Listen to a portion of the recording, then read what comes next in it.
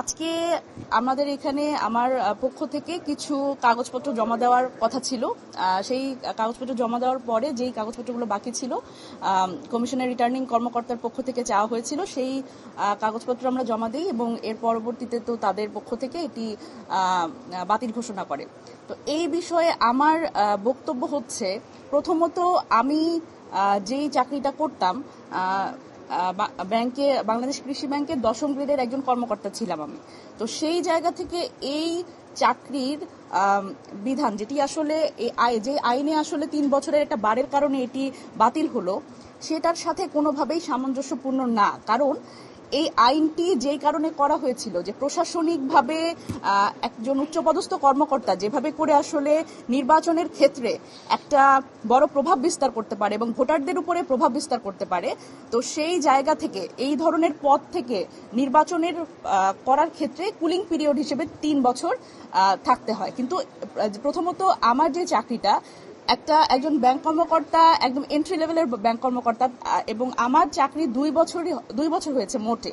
তো আমার যে চাকরি 2 বছর, আমি 3 বছরের কুলিং পিরিয়ড যদি আবার চাওয়া হয়, এবং সেই ক্ষেত্রে আবার আপনারা যদি বলেন যে তরুণরা কেন রাজনীতিতে আসে না এবং তরুণদের ভয়েস আমরা সংসদে দেখতে চাই, তো সেই জায়গায় আসলে একটা বড় অসামঞ্জস্যতা আমরা লক্ষ্য করি। এবং এই ক্ষেত্রে আমি যেটা বলতে চাই সেটা হচ্ছে, এই ধরনের আইন, আমি আইনের প্রতি শ্রদ্ধা রেখেই বলছি, এই ধরনের আইন আসলে যেহেতু এটা সংরক্ষিত নারী আসনের ক্ষেত্রে আমার এই প্রতিদ্বন্দ্বিতাটা, তো এখানে তো আসলে কোনো প্রতিদ্বন্দ্বী নাই এবং এখানে ভোটার হিসেবে যারা আছে তারা তো আসলে 300 জন সংসদ সদস্য।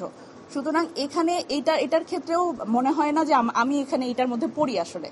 তো সেই জায়গা থেকে হ্যাঁ, এটা আসলে আমি যেটা মনে করি সেটা হচ্ছে যে সংরক্ষিত নারী আসনের যে একটা উদ্দেশ্য, যে নারীদের সংসদে প্রতিনিধিত্ব বাড়ানো এবং তাদের ভয়েসটা রেজ করা, তো সেই ক্ষেত্রে আমার মনে হয় যে যেই নারীরা আসলে মধ্যবিত্ত পরিবার থেকে আসা, যেই নারীদের আসলে পলিটিক্যাল কোনো ব্যাকআপ নাই, বাবা বা ভাইয়ের সহযোগিতা নাই রাজনৈতিকভাবে, তো সেই মধ্যবিত্ত যে নারীরা আছে যারা আসলে সমাজে প্রতিষ্ঠিত কিন্তু আসলে খুবই ছোট বলতে নিম্নপদস্থ আসলে চাকরি, ফলে এই ধরনের যখন আইনটা তাদের সংসদে যাওয়ার ক্ষেত্রে একটা বার ক্রিয়েট করে, তো আমার মনে হয় যে সেটি নারী রাজনৈতিক ক্ষমতায়নের জন্য একটা বড় বাধা। তো আমি মনে করি যে আমি আইনের প্রতি শ্রদ্ধাশীল, তবে এই আইনের ক্ষেত্রে আমার মনে হয় যে আসলে এই লাভজনক পদ এবং উচ্চপদস্থ কর্মকর্তা বা এইটার যে স্পিরিটটা আইনের, সেই ক্ষেত্রে এটা আসলে পরিষ্কার করা প্রয়োজন। আর এই কারণে আমি এইটার ফলে আসলে আমি আজকের পরে আমি চাই যে আমার আসলে এখানে একটা আপিল করব এবং এটার একটা শুনানির একটা সুযোগ আমি চাই। কারণ আমি চাই, এখানে ইনারা তো আসলে কাগজপত্র জমা নিয়েছেন, কিন্তু মানে আমি তো আমার কথাটা বলতে পারিনি, তো আমার জায়গা থেকে আমি হচ্ছে শুনানির সুযোগটা চাই, আর বাকিটা হচ্ছে আইনের ব্যাখ্যাটা আমার আইনজীবী বলবেন। Furniture just smarter, JMG furniture. নির্বাচন কমিশনের রিটার্নিং কর্মকর্তার মহোদয়ের কাছে আমরা কিছু সাবমিশন রেখেছিলাম।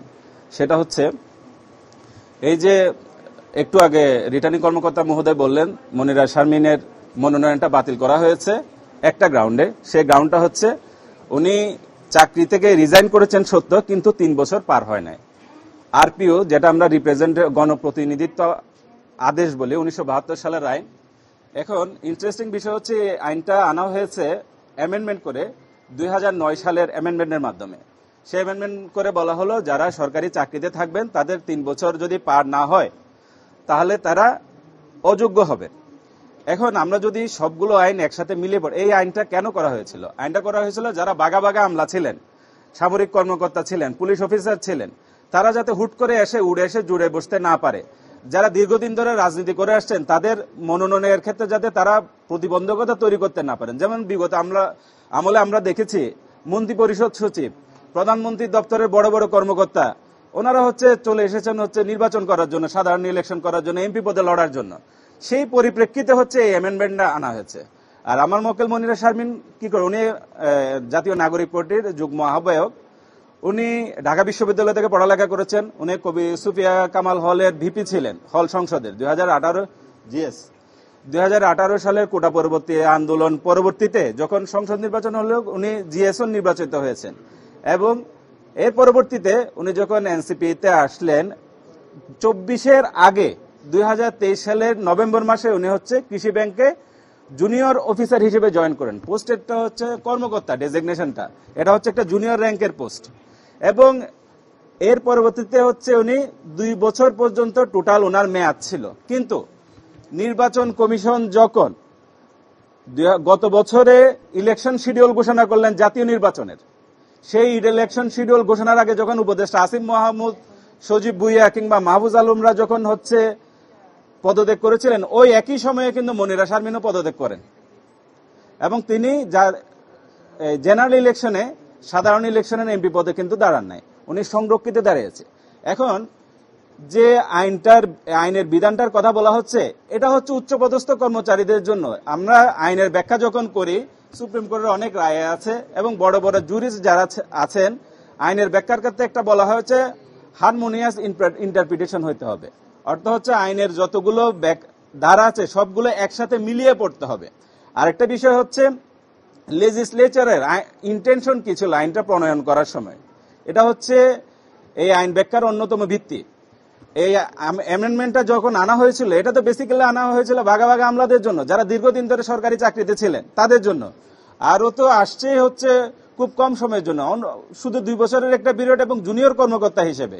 ফলে তার ভোটারদেরকে প্রভাবিত করার কোনো ধরনের সুযোগ নাই, সেটা তো ন্যাশনাল ইলেকশনে নাই। আর সংরক্ষিত তো হচ্ছে এখানে ভোটার হচ্ছে যারা নির্বাচিত এমপি তারাই হচ্ছে ভোটার। তো একজন কৃষি ব্যাংকের অফিসার কিভাবে এতগুলো এমপিকে প্রভাবিত করতে পারেন? এটা তো কোনোভাবে, এটা হচ্ছে আমি মনে করি, এবং আমরা এই রিটার্নিং কর্মকর্তার এটা হচ্ছে আইন না বুঝার ফল। অবশ্যই জানতাম, জেনে বুঝেই তো ফাইল করেছি, কারণ আমরা জেনে যে আইনের ব্যাখ্যাটা কি। আইন তো প্লেন অ্যান্ড সিম্পল লেটারে কখনো হয় না, ব্ল্যাক অ্যান্ড হোয়াইট লেটারে যেভাবে করে আমরা সাধারণ মানুষজন দেখি, সাংবাদিক বন্ধুগণ দেখেন, এভাবে তো একজন আইনজীবী দেখে না। একজন সংসদ সদস্য প্রার্থী যিনি হবেন, সেটা তো সাধারণ মানুষের মতো করে আইন বুঝেন না। তিনি আইন বুঝেন হচ্ছে এটার স্পিরিট কিভাবে হবে। আইনের তো ব্যাখ্যা করার অনেকগুলো নীতি আছে, উসুল আছে এবং প্রিন্সিপাল আছে, এবং সেখানে দেখা যাচ্ছে হচ্ছে এই আইনটা তার ক্ষেত্রে, পার্টিকুলারলি তার ক্ষেত্রে কিংবা তার মতো করে যারা নারীরা আছে তার ক্ষেত্রে প্রযোজ্য না। সে তো জেনে বুঝেই এটা ফাইল করেছে। না, অ্যামেন্ডমেন্টটা তো 1972 সালের আইনে ছিল না, 2009 সালের আইনে আনা হয়েছে। এবং আপনি যদি মাহমুদুল ইসলামের কনস্টিটিউশন ল বাংলাদেশে দেখেন, এই সংক্রান্ত কোনো আপনি আলোচনায় পাবেন না। ওনার ওখানে আপনার এটা হচ্ছে আমাদের আইনের বাইবেল বলা হয় আর কি, কনস্টিটিউশন ল। না, আইন ভায়োলেশন করছি না তো, আমরা আইন ভায়োলেশন করছি না বলে এখানে ফাইল করেছি, আমরা জেনে বুঝেই ফাইল করেছি।